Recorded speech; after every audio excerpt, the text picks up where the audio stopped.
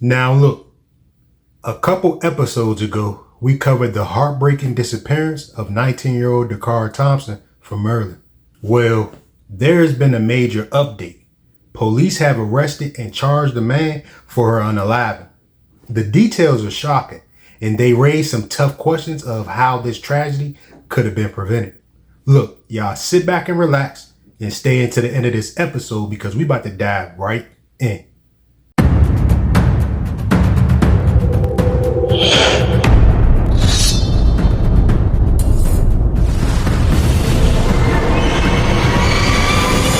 Welcome back to another episode of Eyes Low, Belly Full. As y'all know, this marks episode 140.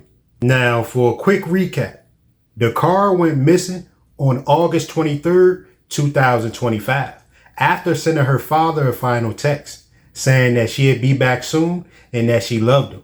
And that was the last time anyone heard from her.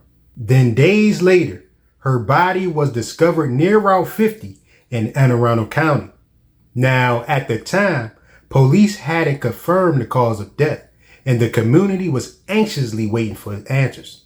And those answers started to come when police announced that they arrested Hugo Hernandez-Mendez, a 35-year-old man now facing charges of first and second degree unaliving. Now, investigators say surveillance footage showed Dacara willingly getting into a black SUV linked to Hernandez-Mendez. And that SUV led detectives to his home in Bowie, where they believe she was unalived inside of his bedroom. This is the update that nobody wanted to hear. As 19-year-old Dacara Thompson, the lady who went to the gas station for a quick stop, she has been found unalive on Route 50 in a ditch, y'all, in Anne Arundel County. And this right here is the bitch ass person who unalived her. They caught this bitch ass and arrested him. He is being charged with first and second degree murder. His name is Hugo Hernandez. He is 35 and hopefully 36 don't appear. No parent should have to go through this. So I'm sending my condolences to her, to him, and everybody else who was affected by this tragic loss of Dacara Thompson. So they say surveillance shows Dacara Thompson getting into a black SUV early that morning, and that led right to that man's house. So investigators believe the man unalived Dacara inside the bedroom, wrapped her up, put her in the car, and then drove away and dumped her body miles away. So here's what I want to know. Did she know this man? Was this a random attack? Or was this a setup from the start? And evidence collected at the scene reportedly included blood evidence, a fingernail, and even a wig seen in the surveillance footage. And these findings gave prosecutors enough confidence to charge him with her death. And he's being held right now without bond. So he happens to live in this home with his cousin and three other roommates? And one of them was saying that they heard him around 5 having sex, but that you could tell it wasn't pleasant.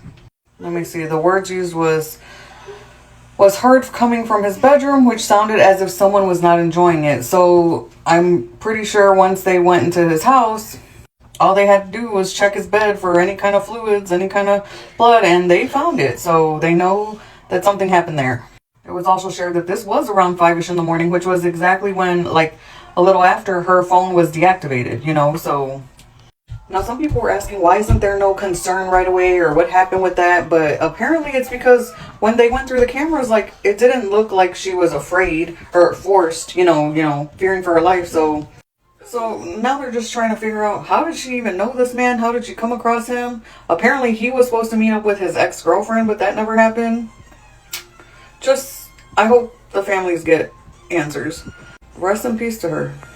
In my opinion, from just growing up in certain environments and being in the streets or anything like that, like, Dacara looked like she was selling a box. Okay, that's exactly what it looked like, because all the actions that took place before the situation even happened, like her parking her car on the side of the road, her texting her dad saying that she going to get gas, Or she telling her dad she going to get gas, then texting him saying she'll be back home soon and everything like that.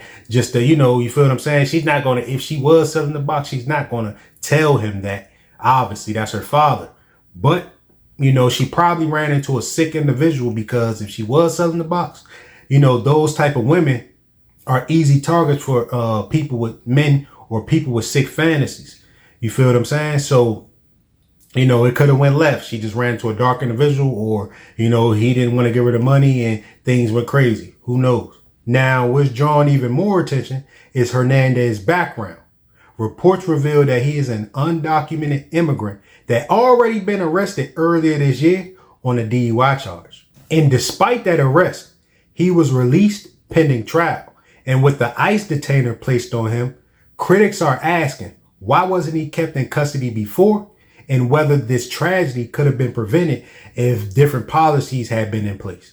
And for the Thompson family, this update confirms their worst fears, because Dacara was described as a bright and kind young woman who recently graduated high school and who was definitely loved by her community. And for now, the focus remains on justice for Dacara Thompson. The man accused of her unaliving will face trial, and the evidence presented will be closely watched. Now, I want to hear what y'all think about this situation. Do you believe we know the full story of what happened to Dacara, or are there still a lot of unanswered questions? Go ahead and let me know in the comments below. And if this video resonated with you, go ahead and hit that like button. Give me a thumbs up, and also subscribe and hit that bell notification for more episodes. I'm going to catch y'all in the next one. Peace.